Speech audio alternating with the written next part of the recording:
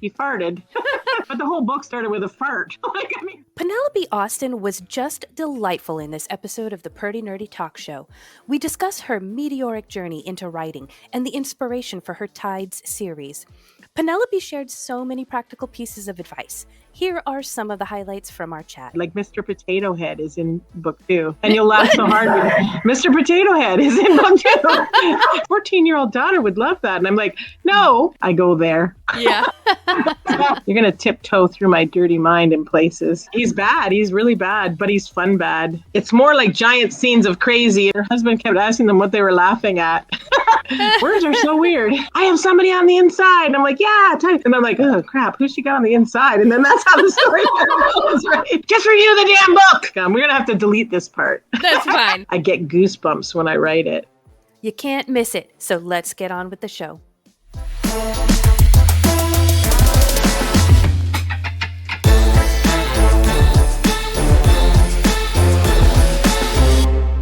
Hey everybody, welcome to the Perty Nerdy Talk Show. Today I have with us Penelope Austin. She is an author of 2 books with a 3rd on the way. I'm very excited to talk with her. So Penelope, why don't you introduce yourself, tell us a little bit about yourself, and maybe how you got to where you are in your author journey. Well, it's not been a very long one. I guess I wrote when I was in high school. I won an award back in grade 13. I remember the class standing up to clap for me and how embarrassed I was, but didn't really well, you know, you're a teenager, right? But I don't know. I didn't write anything until this March, and we were frequenting the Keys. Our business was moderately successful, so we would go down every spring with our RV and park on the ocean and kayak, and we couldn't go after COVID because it sort of changed everything. So I missed it so much, and I had always joked with my husband that I was going to write a story about a merman coming out of the deep, right where we used to go all the time. There's this really cool island, and you could go hang out there and fish, and and so I guess in March, I had been thinking about it for a year, and then one night I was laying in bed and I thought, I better write this thing. I stopped thinking about it and just do it. So I pulled out my phone, I started typing, and I didn't put my phone down for 13 days. I wrote the whole thing in 13 days, and I couldn't pick up firewood. Like, I could not put wood in the fire because this part of my arm was destroyed. I'm doing this for 13 days. Wow. So you wrote that entire thing on your phone? Yeah, it was bizarre. Wow. I don't know. It was like I was overcome. It was like, I don't know, there was a movie in the 70s. But I was obsessed. So anyway, I got it out. It was edited in a month. It was really clean. It didn't need much editing. And my sister helped me with that. And now she beta reads for me because she always has a great idea. She'll go like, yeah, no, meh. And then she'll kind of help me, because, she's a reader. She's going to have a great insight into it, right? So it's kind of something. And then the next one was harder, of course, because I had to plan for that one. Yeah. So now you said you've only been writing since March. Is that? Yeah, that's when I started. Yeah. But I mean, I've always been the one doing like the promos for the website, and English has always come fairly naturally to me. I was a brown noser in school, so. But I couldn't remember how to write dialogue. I didn't even know what some of this stuff was when I started. In fact, pretty sure my main character didn't talk because I didn't know how to write.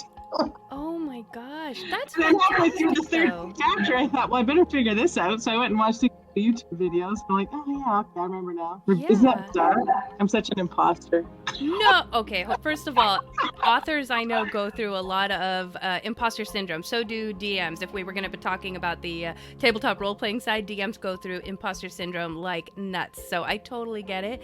But I mean, do you read Brandon Sanderson? I don't. I'm sorry. No, that's fine. So, I mean, he's a fantasy author, but he is most known for being just completely prolific. I mean, cranking out like multiple books in a year, and most authors just don't understand how he can possibly do that. But I mean, if he can do it, I'm sure there's other authors out there that can just crank out the books. Well, let me be clear. These next 2 are not that easy.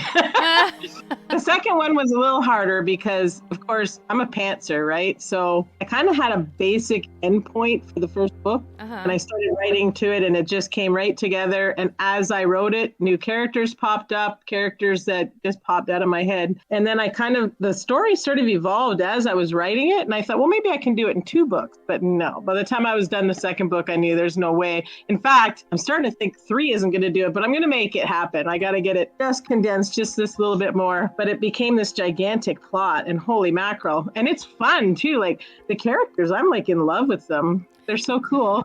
Yeah, I don't know where it came from. I'm a little bit of a plantser, if you will. Like I plot just like maybe 5 like key things that I want for this book, and then I will just start going with no idea exactly how to get from point A to point B to point C. So I guess I'm kind of a plantser, but I totally get that when it's like the unexpected happens, or your characters come out of nowhere where you're like, that's not what I thought the character was going to be like, but somehow in the middle of this story, the character is now completely different. They get their own life happening. Right. This is my plotting. This is all the notes that my sister just sent me. She hated this. She hated these parts. And so that's the plotting I do. I go, okay, how am I going to fix that? Wow. I mean, I do a rough draft that's kind of like, this is the 3rd one, so it's the final one. So I did a rough draft, and that was actually pretty easy. But now fixing there was a lot of threads to pull together, and it has to be believable. I mean, this is paranormal romance, right? Yeah. So it could be really easy for people to go, oh yeah, that's just stupid. Well, before we get too far ahead of ourselves, I want to back up a bit, because you touched on a little bit that you wrote in high school. Was that your only experience with like writing or editing or anything kind of in this world of authorship? Pretty much. I mean, I've always been really into writing stories on my Facebook page that are supposed to be posts but become long and involved, and people always say, oh, I love reading your stories, because lots of weird stuff happens to us at the farm here. So I don't know. I'm just a bit of a natural for writing, I guess. It sounds cocky, but I'm not. It just sort of I'm a talker. Yeah. And I have a huge imagination. So sorry, I'm gonna go off on a few tangents. I'm taking notes. If you see me looking down, it's because I'm taking notes, because I don't want to interrupt you, but I find some fascinating things that I want to pick at and start talking about. So you're on a farm, correct? The only reason I ask is because my husband and I have been talking about, like, we have a little mini like urban homestead, if you will, right now, but we definitely want to expand to something like 10 acres plus. So I would love to hear a little bit about your farm. Well, it's a horseback riding stable that we started back when we moved here, and we got together late in life. So we got married in 99 and we started the business, and it's just grown since then. So we did children's camps for a long time. We do horseback riding. We just did a whole bunch of rides today. So like 3 days a week we do that. Wow. And then we have some Australian shepherds that they're our house dogs. I had to lock them up so they wouldn't bark. And we breed them, and we just 1 litter a year though, not very much. And then I have a greenhouse where I started off with 1, but now I have 3, because they're like shoes. Like you just collect them. I don't know how. Now my dogs have figured out that they can eat cucumbers out of there. So I have to keep, they're crazy. They're just in there all the time. Like they're shopping. I saw one going up and down the rows the other day. I'm like, what is she doing? Oh, so funny. I just smell their breath. You've been eating cucumbers. You got caught. So you kind of work your farm. You have a horse riding business, and you still find time to crank out 2 books since March. Yeah, and a 3rd one on the way. But we also do snowmobile tours in the winter, and we also rent cabins. Wow. So, I mean, we just built some of those little handy like bunkie things, and that was COVID did that. We used to have quite a different business before COVID. So I couldn't get back to the Keys, and I just missed it so much. Oh my gosh, I just miss it. It's in your blood. Yeah. You've just kind of always been creative, it sounds like, and finally tapped into that, cranked out. And I love doing film. Like we also breed warm bloods. There's a lot of stuff. You're just going to hear more stuff that we do, but yeah, we breed warm bloods, and of course you need a promotional video for that if you're going to sell them. What is it? What's warm bloods? It's a type of horse that's quite expensive. You know, when you go to the Olympics and you see the horses show jumping and doing the big dressage things, those are warm bloods. Okay. So we breed those, and so promotional videos just became, I don't know, I just love them. I love doing them. And so what I do is I bring my characters to life, and then I'll like generate an image of them, and then get the image that I kind of have in my head, and then I have it. So when I'm writing, I can make the description more legible, is the word is. Understandable. paranormal. I don't know. Describe something as weird as a paranormal animal and make it realistic. I don't know. It's tough. Right. So your first book is it The Martyr Tides? Yes. Okay. Do you want to tell us a little bit about what you can without any kind of like spoiling? Tell us. That's tough. Is it? Just, for well, not really. I can do it. To kind of figure out, like, would we be interested in reading it? Like, what's it about? Okay, so it's about a girl named Eddie. Edeline is her name, and she built a life in the Keys. She didn't have a memory. She woke up on the side of the road in Tennessee and was she was put into foster care. And then when she aged out, she went to the Keys. So that's not where the book starts. The book starts after she's built this life in the Keys, and she's working 2 jobs like everybody down there, rides her bike everywhere because it's what you do. And she has a best friend named Cal, and they get into all kinds of trouble. But the sticker moment, or what do you call that? The hook is when she goes out to her island. And I told you about the island. It's a real island. In fact, one of my viewers recognized it from the description and sent me a video of it, which was really funny. Yeah, she goes, "Is that Little Conch Island?" And I'm like, "Yeah, how'd you know?" Anyway, that's so cool. She went out there. Yeah, she went out there and she was fishing, and she saw a guy playing with some dolphins down there. Dolphins are like deer here, like they're just everywhere. They're everywhere. There's a lot of dolphins, lots of sharks, everything. You look in the water, you're going to see stuff you're not going to want to get in, right? So anyway, she sees this guy playing with the dolphins. She gets mad. She in her kayak to go give him crap because you can get a $5,000 fine in real life not doing that, and he's gone. Well, then 20 minutes later, she pops up behind her, and then they meet, right? So he's her protagonist, but you don't know very much about him until about chapter. Well, you do know. I have to do POVs so that you can get to know him because he doesn't, cohabitate with her. You learn more about Cal at the beginning, but then they come together and then the sparks fly. So the technical name would be urban because it's in real time. Paranormal fantasy because it's a fantasy world, but it's in the real world. And then it's not really a romance because you have to have a happily ever after at the end of the first book. Mine makes you wait till the middle of the second book.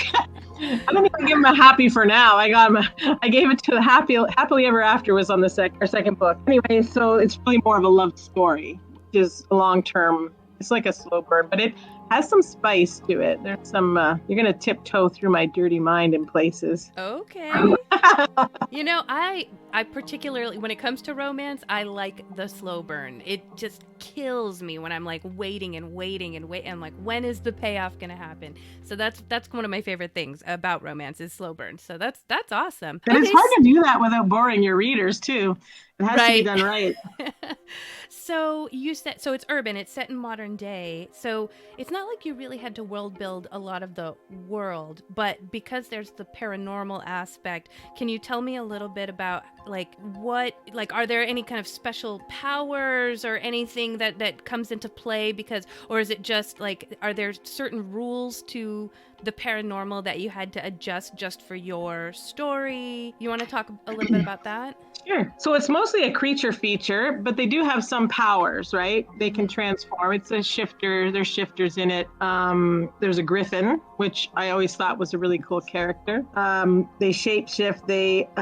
I made up a new race of I always thought mermaids sounded kind of hokey. Mm-hmm. So I looked up the Latin name for siren, right? So I named them Sirenes, Syreni. So they're basically sirens / mermaids, and they have a little community there that had to be built, but it wasn't difficult. The community is really more the people, the characters, and they all kind of keep separate from humans, but they blend into, kind of hide in plain sight, so to speak. And so that was kind of making that believable. My sister that read it and became my beta reader was a huge corporate vice president and then retired. And she rolled her eyes when I asked her to read it. I didn't even know there was such a thing, right? Yeah. And she called me after the 3rd chapter and said, "Oh my God, you totally sold it to me. I can't believe this. I've never read anything like that before." Wow. So yeah, it's kind of neat. It's fun. That's high praise, yeah. So let me ask, okay, so you created these Sirenes, which I love the name, by the way. That's a fantastic tip for you folks. This is the whole point of my show is I want to show other, aspiring authors or other authors, like how we world build. We all world build differently, or we come up with things, and it kind of helps inspire others. So I love that you took kind of this different approach to naming them, so you didn't have to do merman or mermaid or, what have you. Oh, I wanted to ask, are they like, not commonplace, but are they known in your world, or is it only like your main characters that find this other kind of world? Well, Eddie doesn't know that there is this world. So the way that the plot rolls out is that as she's developing this relationship with this Sireni that she doesn't even know yet that he is. And I hold that back as far as I can, but finally it comes out what he is, right? Yeah. But the whole world building kind of stems around their erototoxin. They have fangs, right? If you've ever fished in the Keys, every fish down there has a set of fangs. It's creepy. Wow. And so when they're doing the thing, they get this erototoxin, and so it turns out these demons have figured out that these Sireni have the erototoxin, and they start capturing them and extracting it. And of course, your dirty bits come in there because that's how you get it. Anyway, I don't want to say too much about it with Coke like 8 shades of red. Right. Anyway, so it becomes a drug that they're going to take over the world and destroy the human race. Small. So not the too human big. race doesn't really understand that this is all No this idea. other world is there. It's just your main characters, and they possibly have to try to save the day from this toxin. Wow. Okay. Very interesting. So there's some pretty good scenes where she's almost captured, but they're not. I don't want them to be hokey, because it's always, if you read these books, they quite often are like they catch them and they get away, and they catch them and they get away. But it's not like that. It's more like giant scenes of crazy in between peace and quiet, and it's really interesting. Actually, it was fun to write. Yeah. And the characters, they just roll right out of my head. I don't know where they come from. Oh, I was going to ask. That's kind of where I was just about to take my line of questioning was, so you mentioned when you kind of first had this idea for the first book, and I wanted to see if we could pinpoint kind of the single object or single point of inspiration. Like, did you see a fish and go, fish people? Like, or, was there some No, I was laying in the water with our kayaks at that island in the Keys, and it's really interesting because the island has this shallow part around it where you can lay in the water, and I like it that way because there's a lot of sharks there. So, you're sitting there, you can see 30 yards, like a football field the size of a whatever, and it's turquoise and it's beautiful, but then there's a big drop off right there that gets really dark. Yeah. So I used to sit there and joke with my husband that, one day I was going to write a book about a mermaid coming out of the deep water. And so, in my head, I was like trying to go to sleep at night during COVID, and, it was really stressful. So, because we have a business. So I'd be like, okay, so what's this going to be about? And then I'd fall asleep. So this went on for a year, right? And I got to the part where it's okay, I know what he's going to look like, and this is what the thing is, and I fall asleep. And then finally one day I thought, you know what? The Keys are right in the middle of drug central. They're so close to Cuba, 90 miles, right? Mm-hmm. And so then I thought, okay, well, there has to be some drugs. And then I thought about the erototoxin, and I thought, okay, yeah, that's a really good central theme. And then it just kind of blew up from there. I just kept writing, and the way I do my scene is that I put the scene together, and then the characters just write it, because like, what would you do, right? If this happened to you, how would you react? And of course, she's got to grow as a character. So of course, in book 2, she learns how she lost her memory. So yeah. So I heard a couple things in there that I want to point out to our watchers. Number one, because I get a lot of questions of like, where do you come up with your ideas, or how do you kind of like start fleshing them out? How do you rough draft? And so what I heard you say was that for a year before you were, or while you were in bed getting ready to sleep, you would just sit there and kind of like think about it until you fell asleep. So that's going to be my tip for you folks who are watching. If you need to find a way to world build and rough draft, then try that. It's like, instead of counting sheep, you're just thinking about your book and solving problems. The other thing that I heard, which I thought was really great, because I was going to ask, when it comes to world building, was there like any real world aspects that you tried to kind of build in? And it sounds like you took your locale into consideration, that you said it was drug central. So that makes a lot of sense to have this toxin. Now I'm seeing where the connections are, and how, this could kind of be under their noses, like you said, and they wouldn't know. Well, it sort of built itself as I went along, and the characters just appear. In fact, the whole story just appears. I have an end point and I just write to it. So like there's a scene in the book where Hex, the bad guy, is he's got a vampire that works for him that's quite dastardly, and he's holding him up, or the Hex is holding him up, and he's going to kill him because he almost killed one of their people that they were trying to like harvest later, and rips his fangs out and holding him up, and Kane's begging for his life, and he says, I have a, how did it go? He said, "You need me," and she says, "Give me 3 seconds why I shouldn't kill you," and I'm thinking, I'm like typing going, oh, well, what reason would she have for not killing him? And I would type something, and I'd back up, and then type it again, back up. Finally went, "I have somebody on the inside." And I'm like, yeah, type. And I'm like, oh crap, who's she got on the inside? And then that's how the story goes, right? You know what I mean? And it's fun because if it's believable and it flows with the story, why not, right? Right. I mean, I couldn't plan it because it would seem to thrive, right? I mean, how can I kind of let the ending slip when I don't even know what it is myself? Yeah. You know, so, and this is a good, I like this for folks who are pantsers, as you were saying. I think this is a great way to kind of highlight as you're writing. I mean, because that's what makes it fun, I think, for pantsers, is you don't know what's going to happen. So you're literally writing it out and going, well, gosh, what's going to happen? They would do this, just like you said. And then it's like, what's the reaction? Where is this going? This? No, this? No. You know, can I ask, because you are a pantser, have you written yourself into a corner that you had to write yourself out of, or back up and get rid of it? Yes and no. I mean, there's always that danger, right? But I have the end point in mind, and I don't release the book until I'm pretty sure I know what the next book is going to do. Right. So like before I released The Blood Tides, which is book 2, I made sure that it was going to mesh with book 3. And so I'm doing it all in my head, though. I'm not like writing it down because I know the end point, right? And I know that it's like scenes in a movie, right? It's a scene, this scene, that scene, and then the ending. And so then everything in between is what you fill in. So that's sort of the way I do it. I'm not saying the next book would be as easy to do that way, but this was kind of near and dear to my heart, and I know the area so well, and it's got to be in the keys. I mean, when you introduce your characters your readers to the keys, and that's where it is. I've seen so many books like pick up and move to a new location, and it just doesn't work, right? People are used to seeing them in that location, so it's a little tough. Like you don't want to get too far from your beginning point. And so I have a bunch of spin-offs already. The characters they're just begging for a book.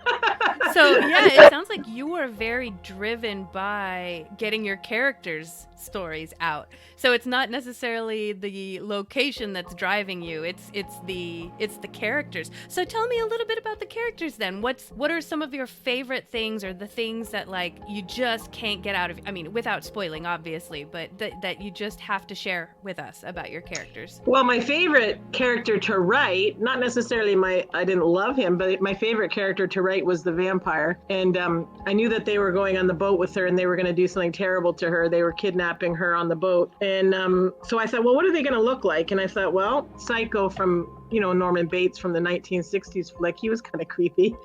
I kind of pictured him in my head, and this was before I used to do get some work done up for them. Like I would go in and query the AI machines and get a character to look at. I thought, well, he looks like Norman Bates and he dresses like Fred Astaire. That's what I was thinking. And so sure enough, he popped out, and man, was he good. He is so good. I love him. His scenes are so fast. It's like, oh my God, this is perfect. And he's bad. He's really bad, but he's fun bad. Like I really like him. So then her best friend Cal. Surprisingly enough, it wasn't hard to keep. You know how sometimes people have trouble writing different characters and making them different? Right. They were just all different. They just came out different. Like Ronan's brother Bacchus was, I didn't have him planned. He just happened. Ronan was sad because something happened with his, woman. And he's going down the reef, and he's kicking cans down the reef underwater, of course, because he's a mermaid. Or no, sorry, I say Rennie. And I thought, well, who's he with? I mean, they just got kidnapped and terrible things. They extracted their nectar. What are we going to do? He's got to be with somebody. And then his brother shot past and slapped him in the back of the head with a tail. And I thought, oh, perfect. Bacchus, the god of wine.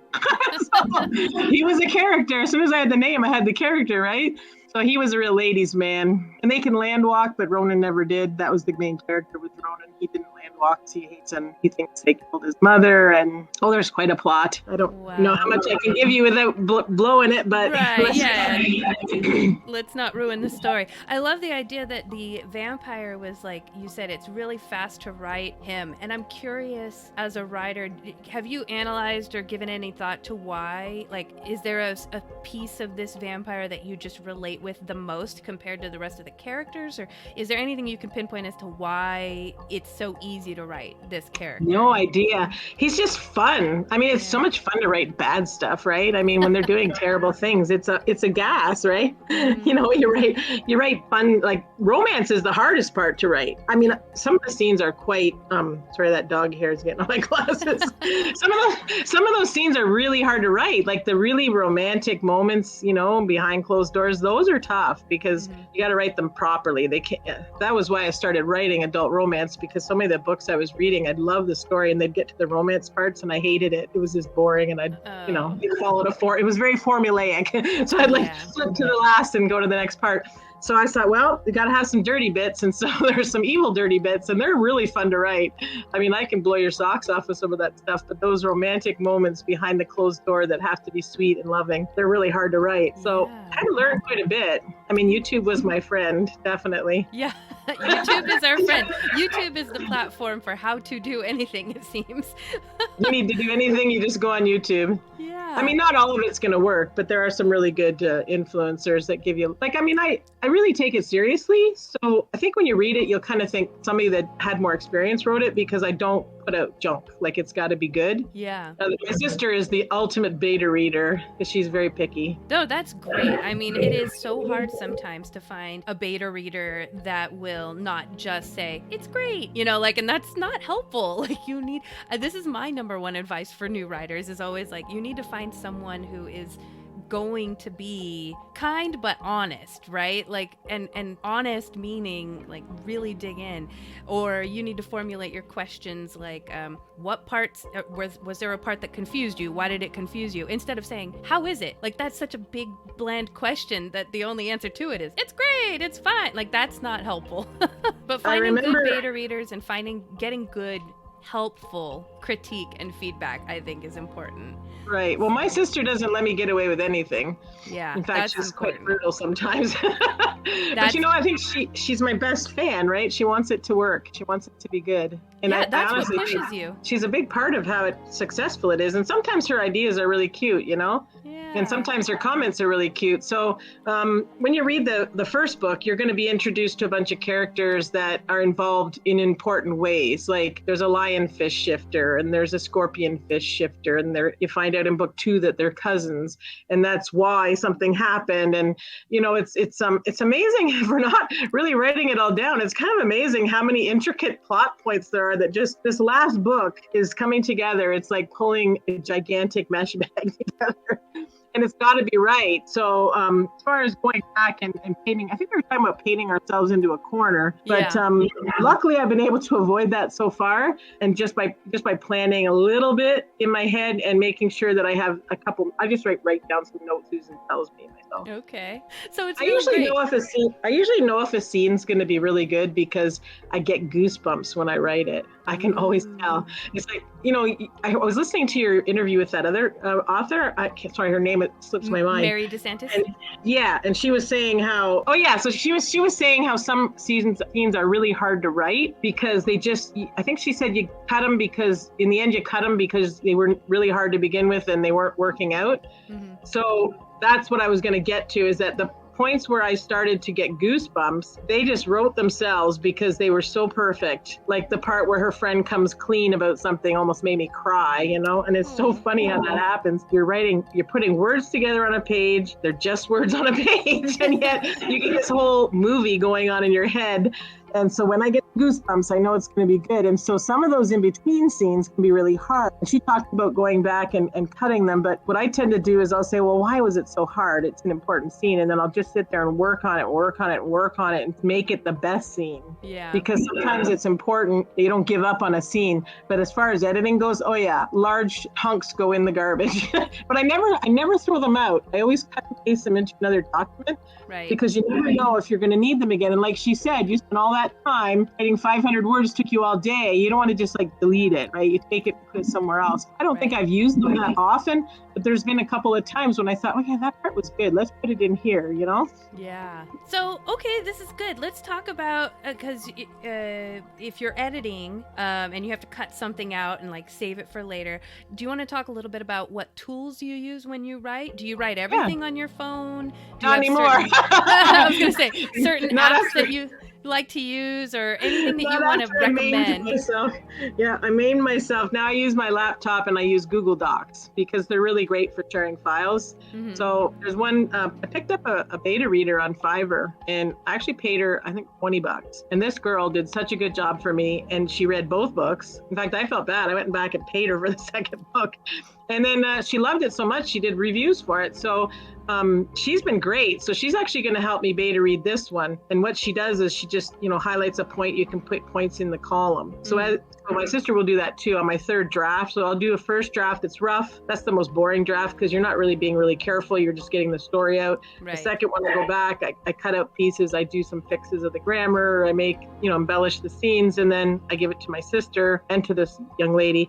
And then they make notes. And then I go back through and I go, okay, this is missing, that's missing, or take this out, this was stupid. You know what I mean? That sort of thing.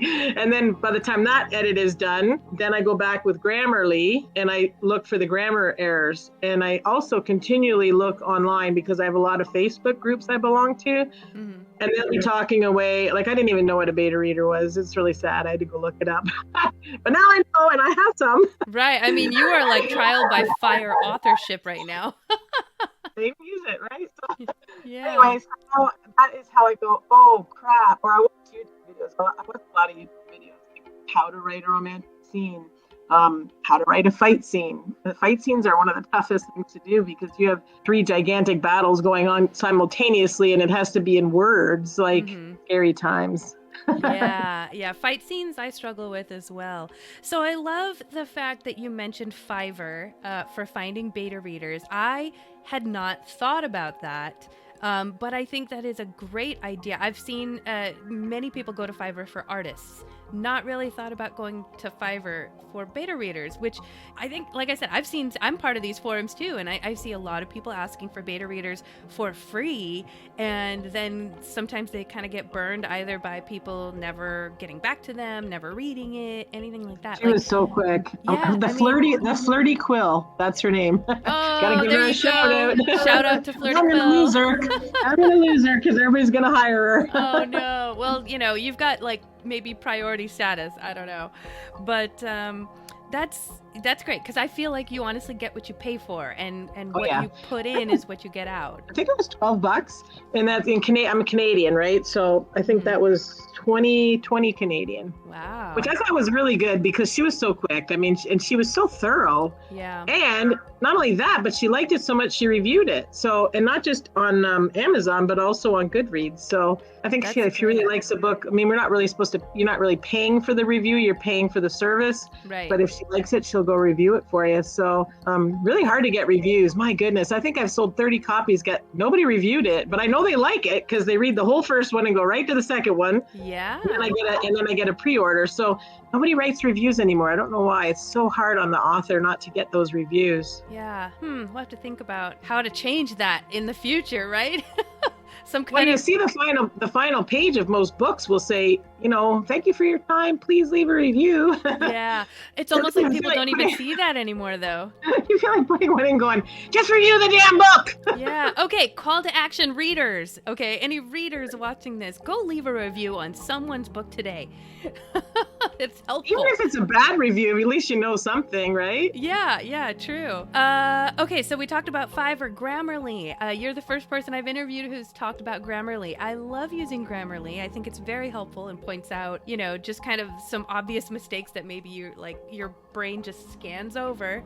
And you might ignore some of them too, because sometimes they're ridiculous, but in your heart of hearts, like at first I used to use all of the suggestions, and then I found out that it's okay to not have perfect grammar in some things, right? Mm-hmm. I mean, there's times when filter words are helpful, right? So you might want to take some of it with a grain of salt when you're using it.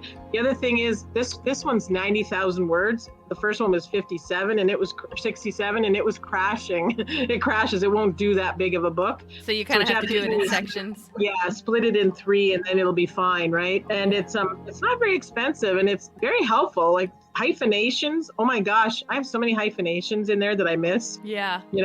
Yeah, I've actually edited a few docs on the tabletop role-playing side, and even in, I think there was like a 15-page document, it was wild to me how many words weren't hyphenated that should have been hyphenated. Like hyphenated words are more common than you think, and I think we're just so used to seeing them, we don't really pick up on them. Well, and I have a tendency to use them too often, but I don't have an adverb problem, so that's kind of nice.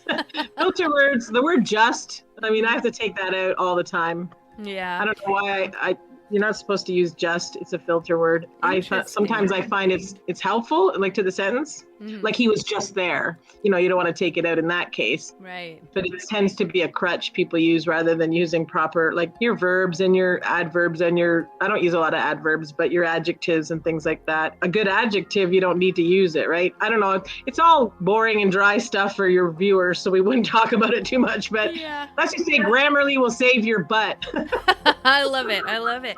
What about, I'm trying to think, are there any other considering that you're so new to, getting published and writing since March, are there any other tools you use, reference materials? Yes, but before we leave the Grammarly thing, Grammarly actually will teach you as you're doing it, and you see them enough times, the next book is easier because you remember not to write it that way. So it trains you at the same time. Okay, so the two big things I keep open on the top of my screen. Oh, I forget what it's called. It's a Hipposaurus or something.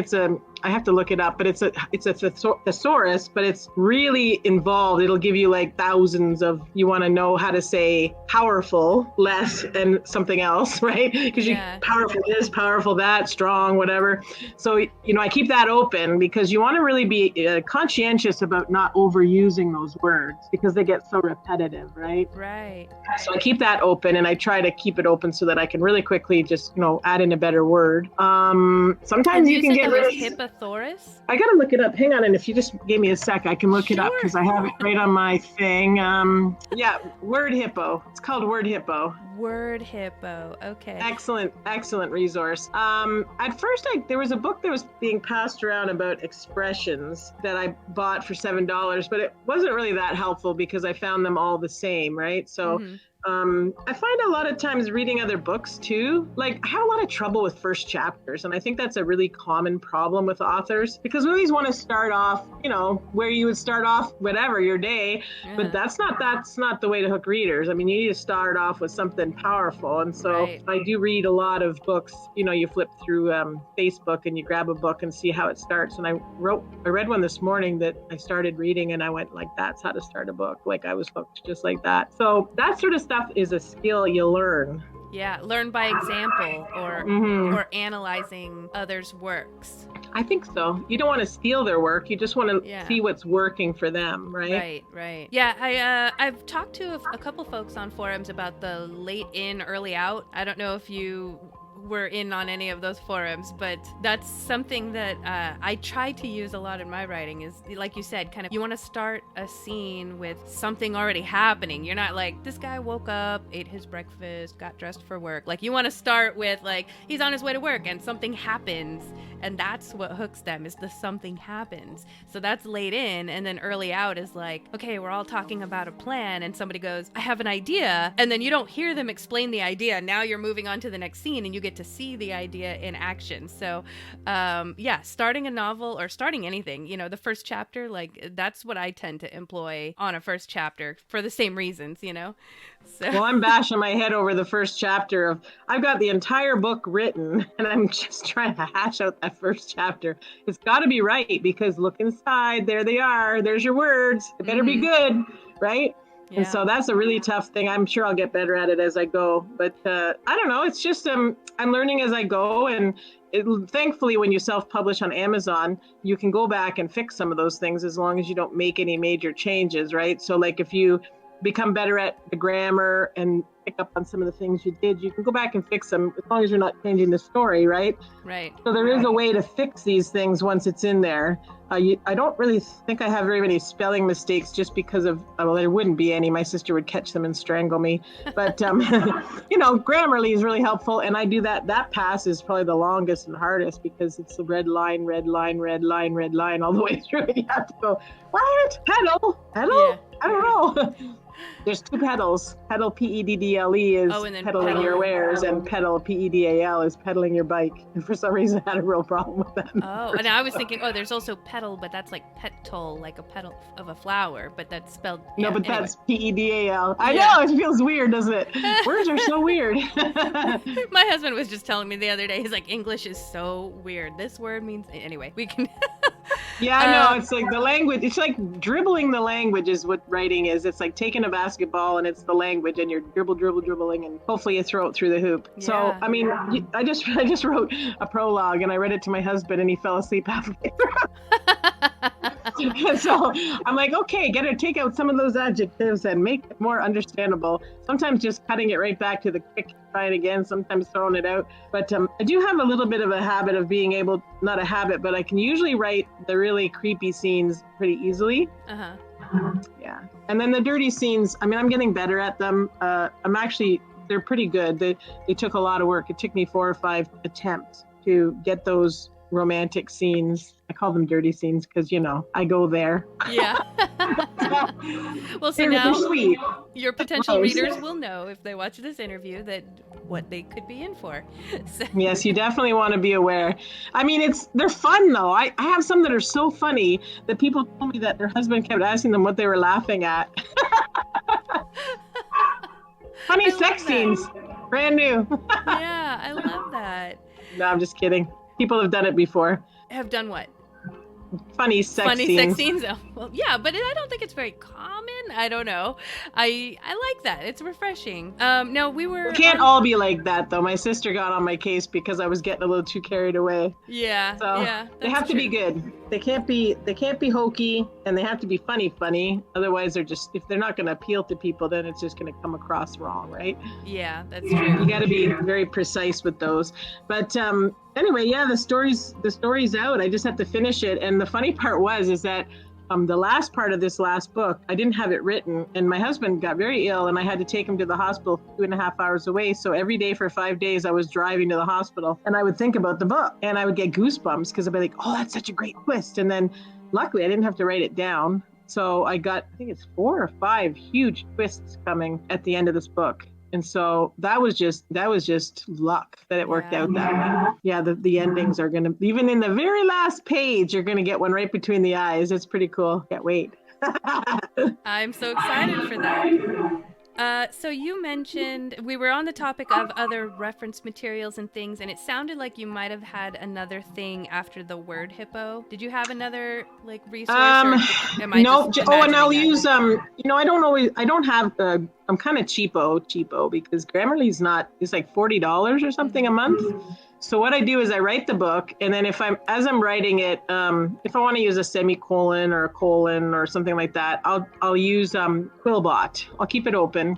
They have a free online thing where you can I've put a whole chapter in there, but I usually do small paragraphs, and it'll tell you you go, is that hyphenated? I can't remember. So I'll just throw it in there.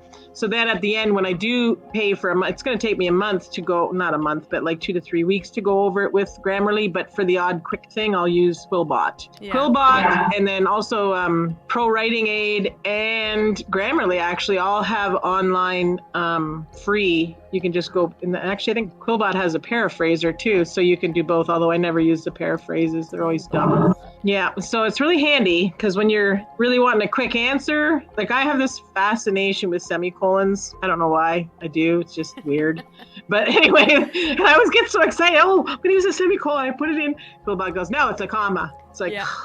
I have the same problem with ellipses. I use the 3 dots at the end of things all the time. And yeah, Grammarly doesn't like me for that. So. M dash. Well, then 50% of them can be M dashes. I have an M dash affliction because there's always a lot of interrupting in my books. Mm-hmm. Yeah, right. I mean, that's just, I think, normal dialogue. It happens a lot. So anyway, yeah, I feel you there. So, I mean, considering that you have had this kind of whirlwind of an authorship career that just kind of started in March and is picking up speed, do you have any kind of words of advice for anyone who might be kind of starting out their writing journey, or anything that you'd like to share that was like a challenge that you overcame? Any kind of advice? Well, I think the biggest thing is just start writing. I mean, I sat there and procrastinated for a year. Then one day I got mad and I thought, well, how am I going to start this book? And I thought, well, it's in a diner and let's put in a greasy, fat character. So he farted. Oh. And then, of course, it sort of dissolved into something slightly different later. But the whole book started with a fart. But it started. That was the key. It started. It didn't have to be good. It started. So I started it and I started writing it. And I'm like, oh, this is good. And then, I don't know, you just learn as you go. So I think the important thing is start writing. And then everything will, I mean, not everybody's going to be able to sit down and write a book in 13 days, but you can. That was a fluke. I mean, total fluke. But I think the important thing is if you give it your best, and then later, my other advice is later, once you get it published, that's a little struggle because you have to learn how to format your book. It's not hard though. Mm-hmm. Put it this way. Somebody else did it, so you can do it too, right? Like I look at the number ones in Amazon and I read them, I think, well, yeah, they're okay. And I think, well, if she could get there, I can too. And there's times when you think, no, I definitely can't. This is a total waste of time. Why am I not out there making $70 an hour doing horseback riding? And I'm sitting here writing this book and my husband's so patient and I make 13 cents today. I'm so excited, right? That's something that I think new authors do dream about. It's the daydream of, I'm going to become a #1 best-selling author and make millions on my first book. Yeah, the red carpet, it's in your head. Yeah. Leonardo DiCaprio is playing your main character, and you just having my sister's going to come and swim in my infinity pool when I am famous. Awesome. Big shout out to your sister, by the way, for being like your editor and the No, she's not my editor. Sorry. No shout out to your sister. Don't ever tell her that. Then I'd have to pay her. I pay her in watermelons. We can't tell her that she's my editor. Oh my God, too funny. She's gonna end up seeing this, and she's gonna be like, "Way to go, Penny." Yeah. Too funny. Well, anyway, I'm glad you guys had that kind of relationship at least. That's right. So the other advice would be when you do publish, you're supposed to have a street team and all this other stuff. I don't have time for that. That's the problem with self-published is you don't have time to do that. And then there's I would say make sure you join the Facebook groups. And even if you just watch, Writers Helping Writers I think that's where I met you, isn't it? Writers Helping Writers? Might have been. I'm in a lot of them. And then there's the fantasy and paranormal. Oh, that was fun. The fantasy and paranormal. Sorry, hang on a second. How does it go? Fantasy, paranormal, romance, something. Oh my gosh, I can't remember the name. It's horrible. But they do every Saturday, they do a spotlight for the author. And you can take the page over for an hour. You can do up to 10 posts, which means every 6 minutes. So you can go in and make your posts ahead of time and then program to go every 6 minutes. And then everybody supports you. And I actually got 2 or 3 book sales from that. Wow. I've met other authors online. There's some really good indie authors out there. You just look at them and you think, wow, I'd like to be there 3 years from now. Bob McGuff, Bringing Home the Rain. I read his blurb. Oh, I couldn't write a blurb to save my life. The part where you have to put it in Amazon to pick for people to read. And I couldn't do it. I could write 9,000 words, no problem. I couldn't write a blurb to save my life. I went on and I said, for the love of God, will somebody help me write this blurb? down his blurb, and it literally like haunted me for 4 days. And then I went back and I read the book. And I'm like, wow, this is so good. And I kind of reached out to him, and he's actually having a thing with Sherry Lynn Kenyon. I don't know if you guys know Sherry Lynn Kenyon. She's a huge science fiction writer. No. So, I mean, meeting other authors and just about, the key is don't be a dump and run author. Don't go in and dump your link and leave. Make sure you communicate and add to the page somehow. Yeah, it is more of a community, right? So yeah, give and take, not just take. Mm-hmm. And watch out for scammers. That's the number one thing. Holy mackerel. How many do you get in your inbox every day? Oh my gosh. Trust me, I'm learning how to weed them out. But it's everywhere now. That's just the world this day and age. Block every day. Yeah. But I don't know. And then start your, I'm not a social media fan. I have a really hard time watching a 3-second video. I think it's because I'm 60. Yeah. So, you watch it, you're like, hey, wait, watching. what did she say? What did she say? And you go back again, and my friend goes, that's the whole point, Penny. And I'm like, oh, annoying. Not good at it, right? And so anyway, but start them, and then slowly but surely you'll get people that are really interested in there. So I think the website, Instagram, Facebook, if you get those three. I did a talk just recently, but really there's a limit to what you can spend time-wise in a day doing that. You must spend a lot of time doing that. I do. It's definitely growing. The more that my channel's growing, and I do this on another channel. I do this on another podcast as well. So yeah, it's like all the social medias all the time, and it's hard to kind of put it down sometimes, but you need to do that for your own mental sanity. And you look at the people who are doing so well, and you don't know what really it took for them to get there, right? They're doing incredibly well, and you're like, wow, that should be, everybody thinks they're going to be an influencer, right? Yeah. But I mean, you've got a really cool channel. I think that you'll pick up lots of readers. There's a few on Instagram that do it too, and it's authors love to talk about their books. But hopefully somebody wants to listen. Right. Well, and that's why, yes, I definitely want to give people a chance to talk about what they're writing and what they're putting out there. But what I think I just have this passion for, I just want to help other people, because and also I like to highlight that, like, what you see on social media, like if people didn't know you, if people didn't talk to you, all they knew was she wrote a book in 13 days and now she's got a third book on the way. Like, that looks like pie in the sky, and you have no real idea of like what it took to get there. And I want people to see that, like, we're real people. We definitely have struggles. There's definitely downsides to this. It's not all pie in the sky, and that's okay, because now someone else could learn from this. And that's what I want, is I want people to learn from everybody else's experiences and realize that, like, whatever you're struggling through, someone else has probably struggled through it too. They just don't share. Oh, 100%. There's also lots of people who have written books in 13 days, but it's usually their first book, and it's a book like myself that you've thought about for almost a year. But I didn't have the whole thing together. I think, I don't know, there's this weird relationship you get with your characters. And when I started writing it, I just had to write it. It was so weird. I wanted Ronan and Eddie's story, and Cal's in there too, and Gideon.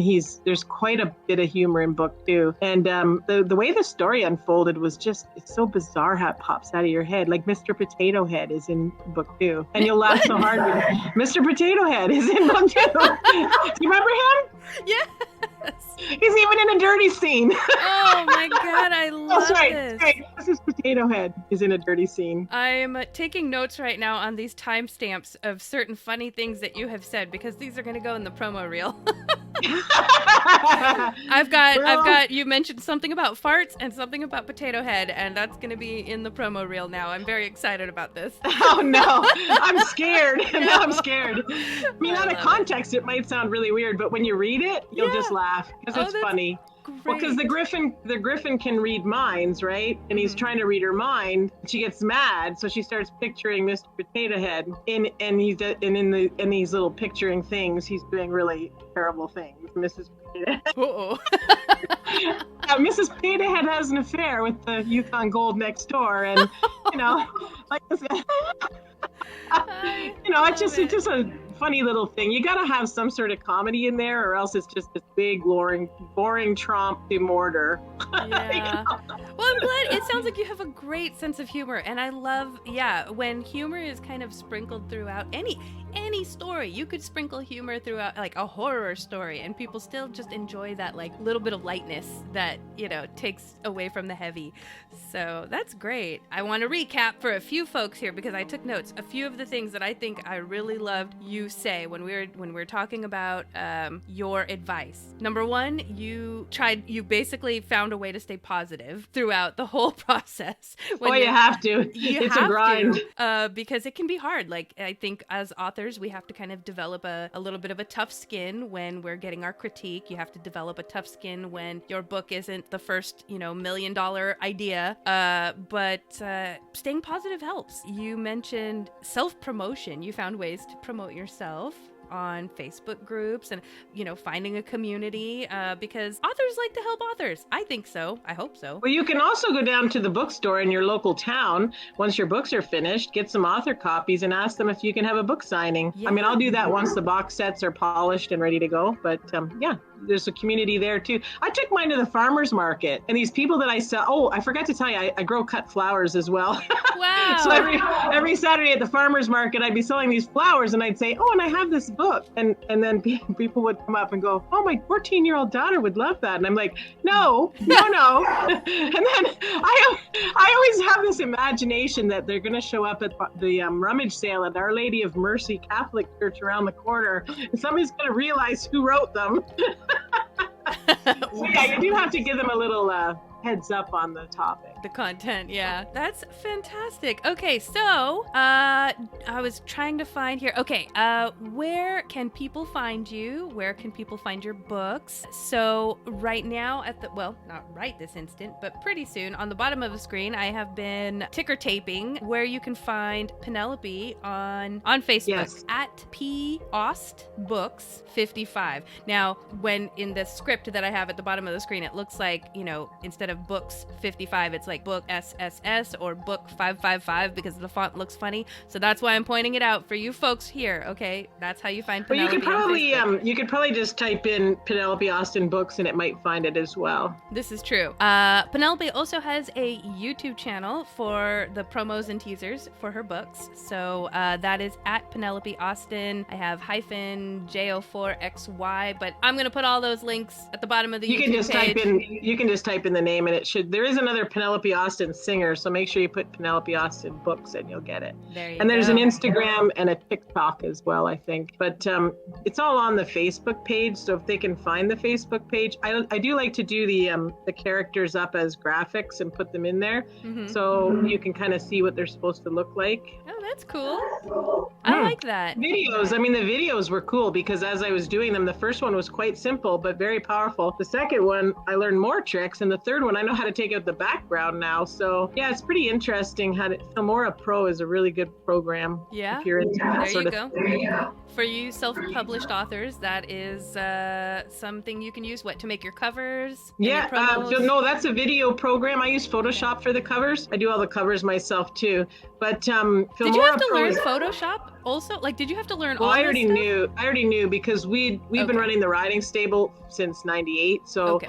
I've been doing the website, so I've learned graphics along the way. But yeah, it's helpful. But Canva, they keep talking about Canva. I've never used it, but it's supposed to be a lot easier. Yeah. And then the videos, I think the videos are very useful, but they don't get what you'd expect from people. They don't they don't go crazy for the videos. They like them, but they don't sell a lot of books. Right. But if somebody, you know how when you're putting your links out to pages, sometimes it's nice to put a video instead of a book link and a blurb, because people can look at the video and maybe they like it. I mean, all this stuff is important. You have to do everything you can. And you know what? Sometimes when you're writing for hours and hours and hours, you're like, I'm going to go and I'm going to AI generate something. I'm going to do Miri. And then I spend 3 hours doing Miri just to get off the book for a bit. Yeah, just to kind of, so you're not burnt out. You're kind of switching your brain to something else. And then you can put a teaser, right? You put a few lines of what you've written. And another really good way to get your name out there is to take some of your better chapters and then just get somebody to critique it on some of these pages, because a lot of times they'll read it and they'll go, wow, that looked good. I'm going to go read the book. So yeah, lots of good stuff.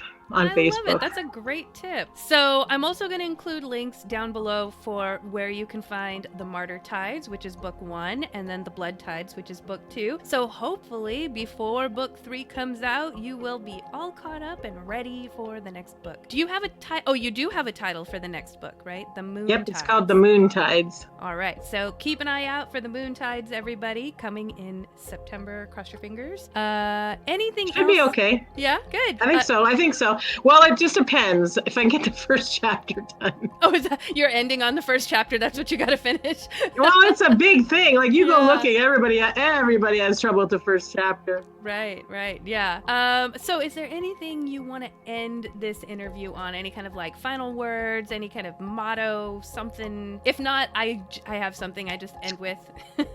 Well, I mean, I think the most important thing for indie authors is that people can really support you. Some people will go in and read your book and not leave a review, but every time you flip a page, the author gets paid, right? So there's not a ton of money in indie authoring, but there is probably and sometimes more than traditional. But the thing with Amazon is that if you don't get reviews, they kick you off the boat and laugh while you sing. Really? So if you can only take one thing away, the next time you're reading a book, just flip that extra page and leave a review, even if it's 3 stars, because then the Amazon will look at that and go, yep, this book is being read, this book is selling, and the author goes up. You know, you look at, I think I saw one the other day, 86,000 reviews. Wow. I'm like, I have 15. They're all 5 stars, which is great. Right. 86,000? Like, how long does it take for you to get 86,000 reviews? It's insanity. But the world is huge. There's 347 billion people in the United States. Wow. If I they love read a that book. message though. So, and I it's funny because I mean, I have read a ton of books and I love doing, I'll read them in ebook fashion or audiobook or hardcover, but I have never actually left a review. So now I understand. A lot of people don't. Yeah, I understand the impact now. And maybe that's just the thing, is that people didn't understand how it impacts self-published So important. authors. So important. Without reviews, if you don't have 30 reviews, you're not, I mean, I pay for advertising. That's a whole nother learning curve, is how to work the Amazon ads, but you spend more than you make. But your book gets seen, your book gets read. Someday somebody goes, hey, this is good for my book club. And then those 8 people tell their 8 friends, and then you're off, right? But I do have a very big author that I sometimes will talk to. And I asked her, and she said 5 or 6 books, make sure you put out 3 a year. By the time you get to your 5th or 6th book, you'll start to see some real results. Now, my sales go up every month, but they're still small, right? I think this month, I think I sold $75. That's actually pretty good, I think, right? That is good. I was excited. My husband's laughing, right? Because he makes that in 1 hour with 1 horse. But it's you still got to pay for that horse though, and that book's going to sit there for the next 20 years, and it's still going to be there. And I think the key is, if there's one message, there are people who slap together books, slap a cover on them and put them up there and they sell, right? Mm-hmm. Take the time to write it and do as good a job as you can and put out quality, because the day is coming when Amazon is going to start lowering the boom on some of the junk that's on their pages, because there's a lot of junk on those pages, and people are starting to realize, and they're going elsewhere for their books, right? They get tired of looking through 10 books to find a good one. So do your best to work, just ask for help. Lots of help out there on Facebook. And every time, there's no failing. Every time you write a book, you learn something. Right. Yeah. I think that is a good message for folks to leave with, is knowing that even if you make a mistake, aside from the messages that you've been giving, which are great messages, but I do want to extrapolate on the, making a mistake is a good thing sometimes, because sometimes that's the only way you'll learn. At least for me, I know. I learned the hard way a lot. Don't we all? Yeah. Isn't that the way you're supposed to do it? I know. Wait, I never listen. There's an easy way. You don't listen to people, do you? I don't listen to people. I'm kidding. So, anyway, folks, so this has been our interview with Penelope Austin. I had a great time talking with you. I love the ideas of your books and the fact that you've just, like I said, cranked them out. It sounds like you've put a lot of thought into them. I love the fact that your sister won't let you get away with anything, so I'm sure they're fantastic. I'm just really excited for you. I hope hope good things for you. I wish good things for you. Me too. And thanks so much for having me. I really enjoy doing these. It's fun. You know why they're fun? Because the whole time you're writing, there's nobody. There's a dog and a cat watching you and you're reading it to them and they leave the room, right? Right. But for this, whatever long we've been talking, somebody is listening to me and they might read my book. It's awesome. It's such a huge resource. We really appreciate it. I really appreciate having you on the show. So I'm just going to end it here and tell everybody to keep building, keep creating, and thank you for watching the show. You can find Penelope on Facebook at PAustBooks55. Keep an eye out in September for Penelope Austin's third book, The Moon Tides. Make sure you like and subscribe for more interviews like this, and thanks for getting Perty Nerdy with us.